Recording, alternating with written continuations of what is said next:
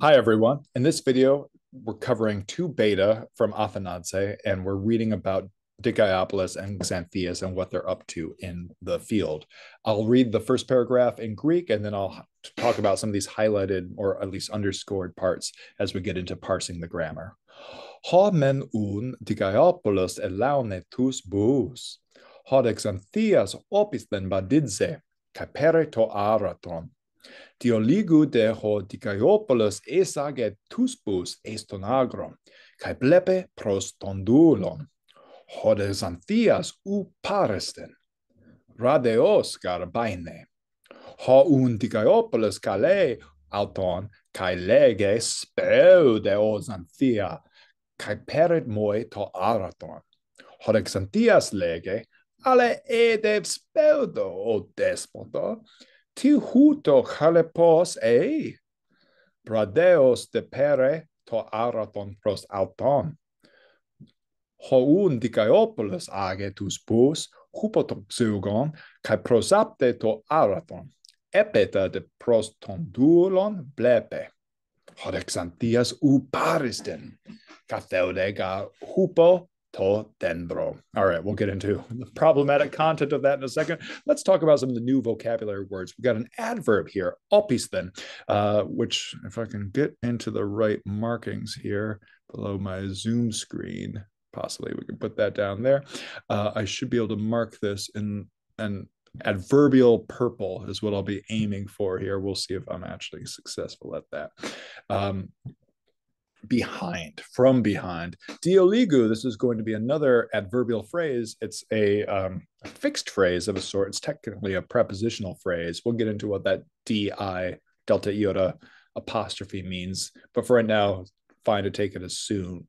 Moi, this is going to be an indirect object, but for our purposes, again, we might treat it as not one of the main kernel elements of the phrase, to or for me. Last but not least, well, I guess not last, hupotuxugon, under the yoke.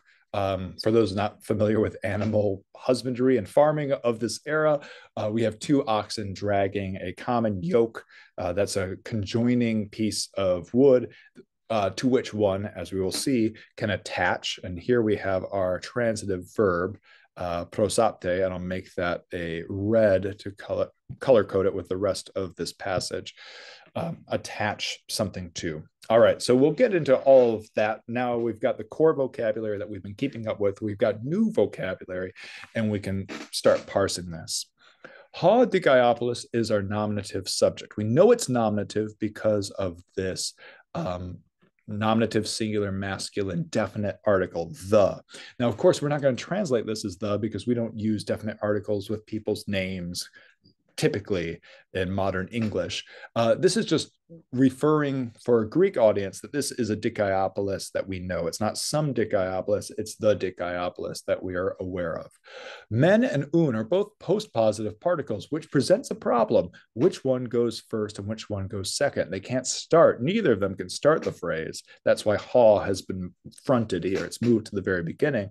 But men and un have to follow in this order just by convention. Many languages do these sorts of things. English, if you were to attach a string of adjectives to, let's say, a car, the car needs to be red and fast and small and old. You'd have to say something like a fast, small, old red car. If I said a red, old, small, fast, or yeah, a red, old, small, fast car, it would make sense, but it wouldn't sound like a native speaker. We're running into a similar sort of unwritten rule of what adjectives and what word, in this case, these aren't adjectives, these are particles, but what word order is preferred here. There's no obvious selection, but we'll see this here. We'll see it maybe, I think, in the next paragraph as well. Men followed by un.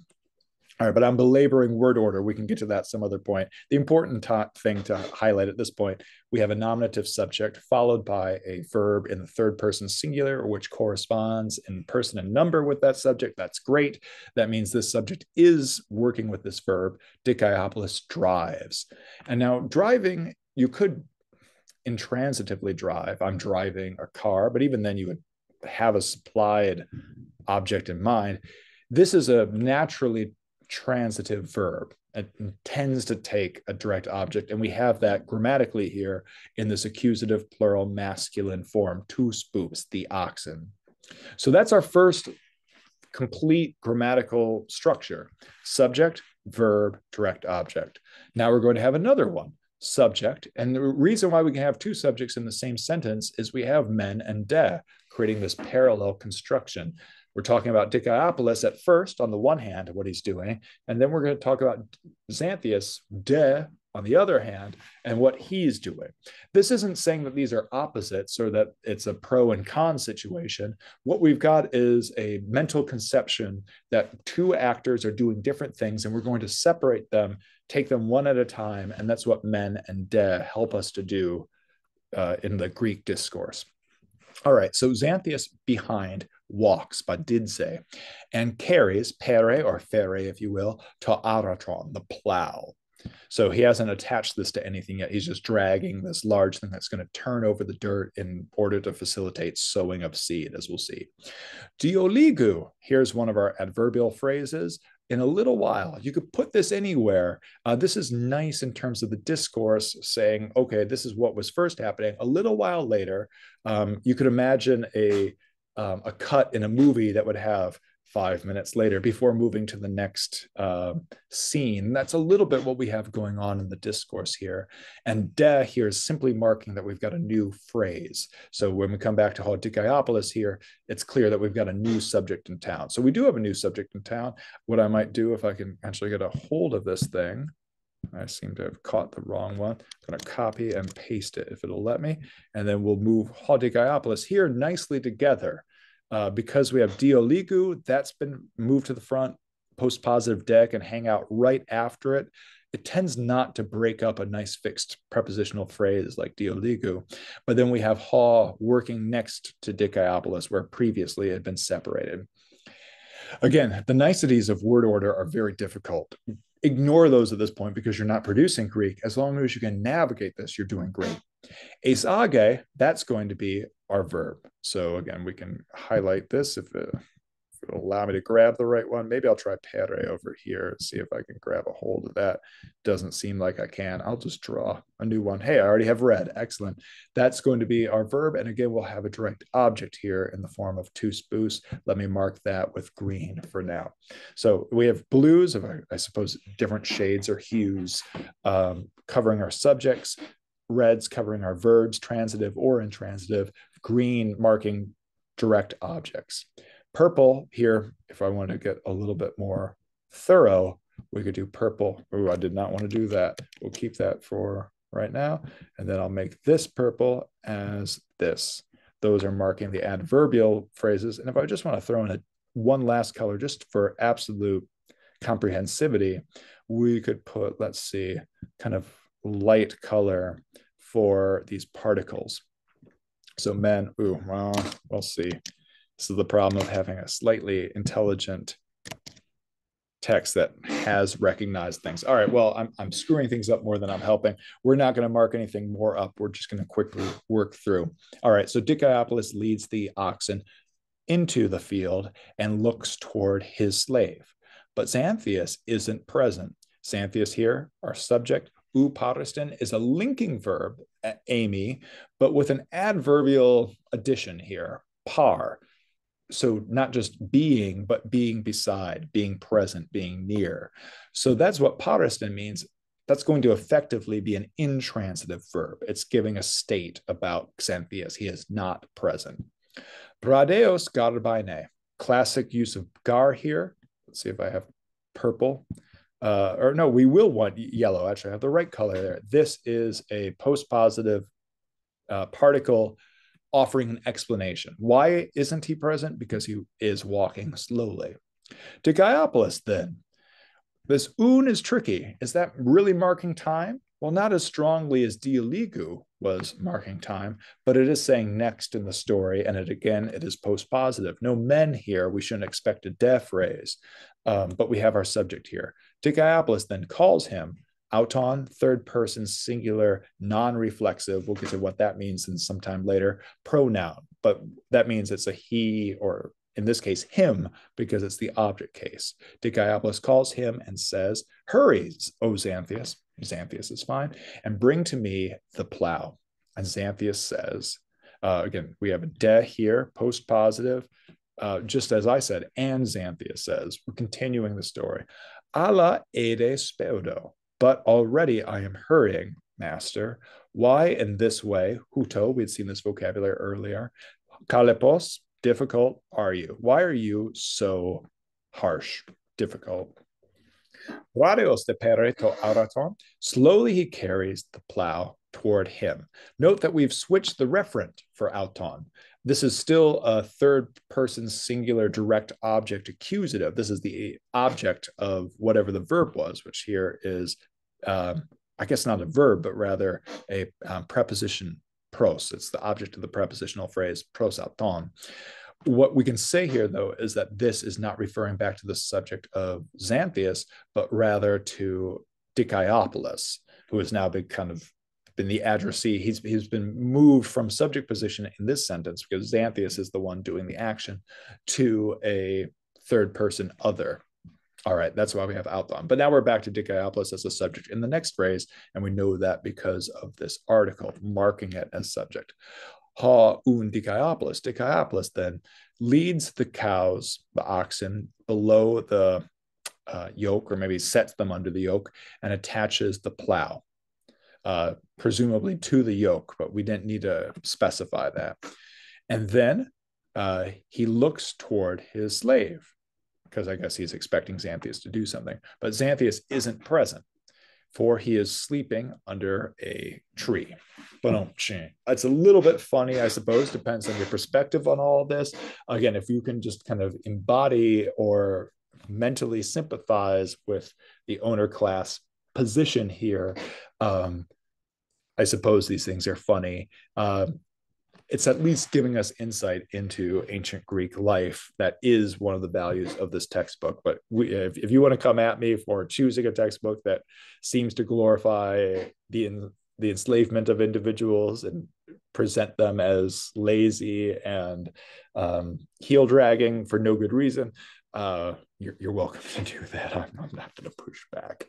All right. We're doing pretty well here. I'm going to just continue quickly without marking things up this second bit. You can listen, you can pause and rewind as you need to get through. But first in Greek. Ha un Dicaiopoulos kale auton kai lege el dedero o katarate me kateude ala sulambane. Peragar to sperma kai opistan badidze. Sorry. Homen undulos to sperma lambane kai akuluthe. Hode despotes kalete Demetra kai lege helios isthio Demeter kai pletune to sperma. Epete deto kentron lambane kai kente tuspus kai lege speldete o boes helkete to araton kai aruta ton agron. All right, let's take it from the top. As always, post positive un there. Then Dicaiopoulos calls him, again, Xanthias, and says, come here, O cursed creature, as we see from down there. Don't sleep, but help. Kind of take on this task together with me. Peregar, again, post positive, particle here, explanatory. Why should he help? For carry the I guess this is really maybe limiting in what sense the help should be. Carry the seed and walk behind. Apista, again, we've had that vocabulary higher. Homen undulos to sperma lambane. Then on the one hand, the slave takes the seed and follows, but the master calls Demeter. So he's doing the work, he's doing the talking, and Dicaiopoulos says, he's the master here, despotes, helios, gracious be. So be gracious, Demeter, and multiply the seed. We got all this vocabulary down here if you need it. Epeta, then, dictokenthron. So again, post positive here, and epeta, epeta, put accent on the antipenal, this first epsilon. That's a real strong time marker. And then at that moment, so he's done this kind of ritual supplication. Then he takes the goad, the stick that he's going to poke the oxen with, and goads the oxen and says, "Hurry, oxen, drag the plow and plow the field." Lovely. Things we might want to highlight here. These verbs, let's see if I can get in here with the right color. These are transitive verbs. Drawing, plowing, they're going to take direct objects, which again, we can mark in green. A lot of these verbs of speaking, we can get into a little bit later what their objects are. Often it's, in this case, a chunk of speech that is given in quotation marks. That's a direct speech. So in a way, we could take this whole phrase as the object of lege, but it's not quite an object in the same way. Here we have classic examples of a transitive verb applying to some physical object that is expressed in the accusative case. Ton agron here, ta aratron here. Note that ton is the masculine article, ta without the nu is a neuter article. We'll get into all of their niceties in some other lesson, but what we can see here is that these final news are nice markers for at least this class of noun, this so-called second declension noun type of the accusative singular, the object case. All right, I hope that was helpful, and I'll see you in some future lesson. Till then.